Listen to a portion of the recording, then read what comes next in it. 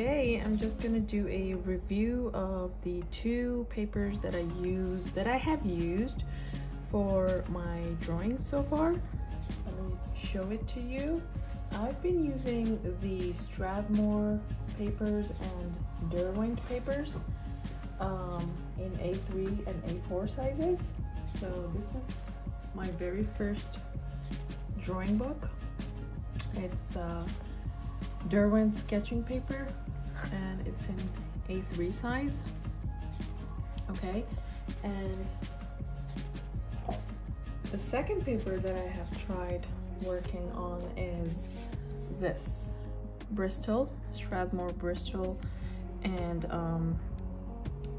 it's an A4 size, and to be honest, this is the best paper that I have tried so far, honestly speaking, and I'll tell you in a bit why.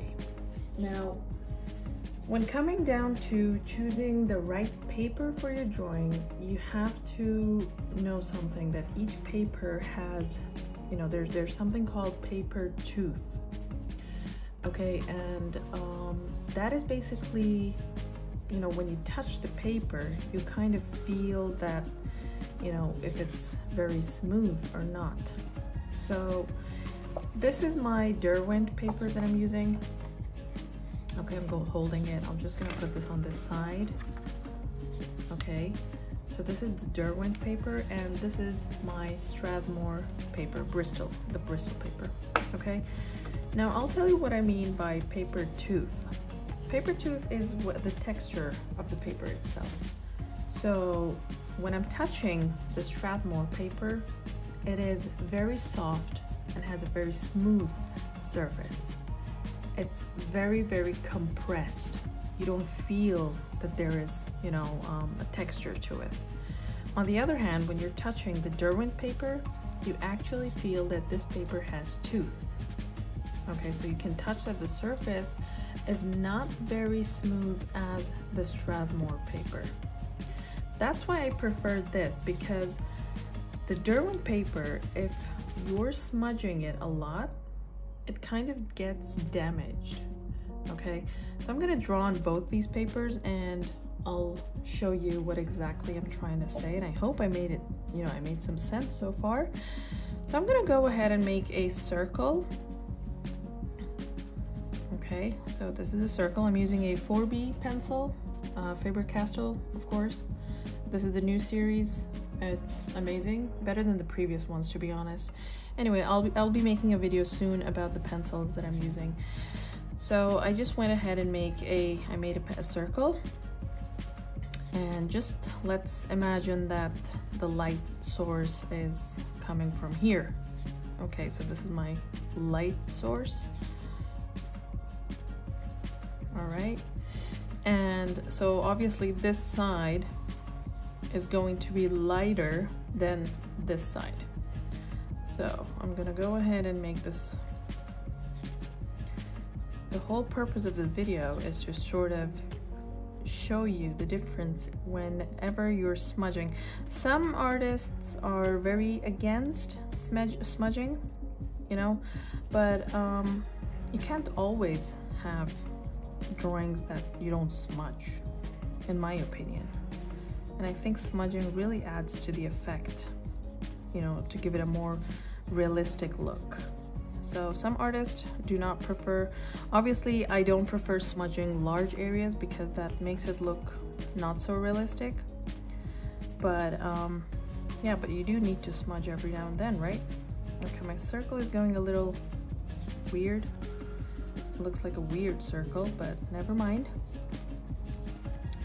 So I'm just going to do,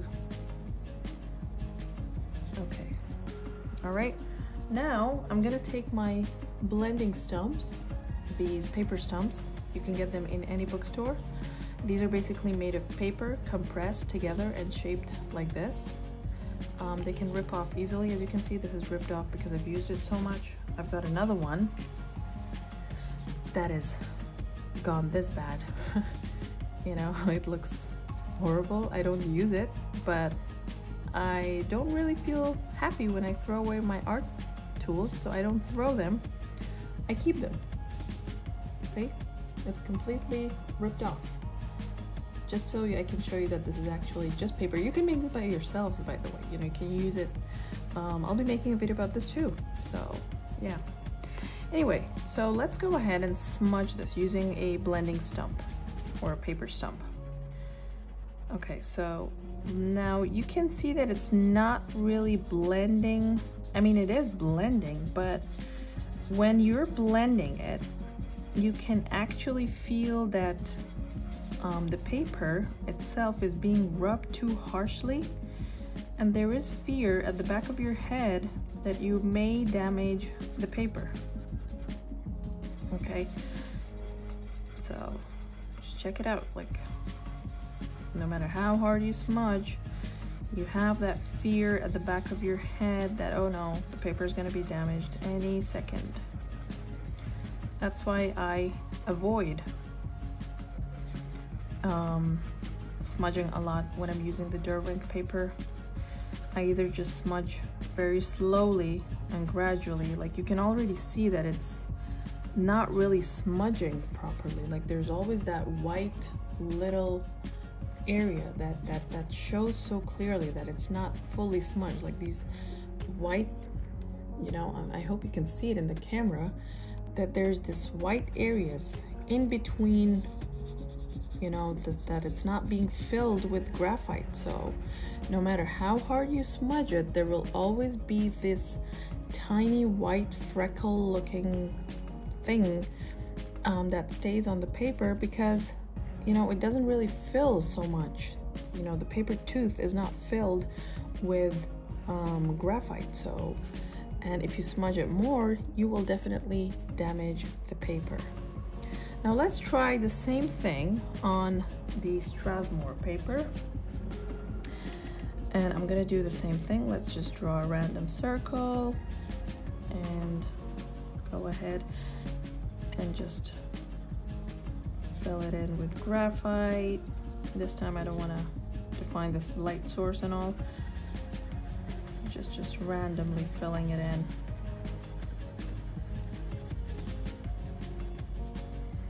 I'll be making a video soon about how to get 3D shapes. I mean, this could be done into a 3D shape, but because of the length of this video, I don't want to be talking too much.